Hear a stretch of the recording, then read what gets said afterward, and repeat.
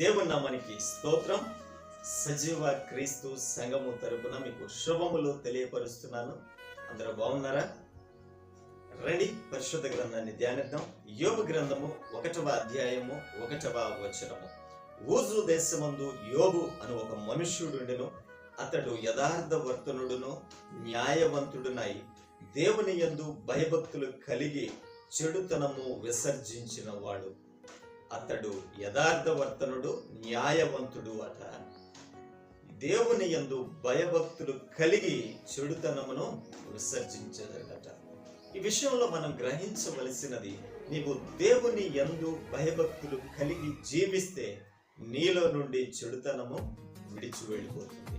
నీవు దేవుని మాటకు తలొగ్గే వ్యక్తివైతే నీలో ఉన్న చెడు నీ నుంచి దూరం అవుతుంది. మనము చేయవలసింది దేవుని మాటలు వినడం, ఆ మాటలకు తలొగ్గి దేవుని చిత్తానికి తలొగ్గి ఆయన యందు భయభక్తులు కలిగి జీవిస్తే నీలో ఉన్న చెడు ఎలా విసర్జించుకోవాలో, దాని నుంచి ఎలా బయటపడాలో, నీలో ఉన్న వ్యసనముల నుంచి ఏ విధంగా బయటపడాలో అనేది దేవుని ఆత్మ నీ యొడల కార్యాన్ని జరిగిస్తుందండి. మనము చేయవలసింది దేవుని యందు భయభక్తులు కలిగి జీవించటం.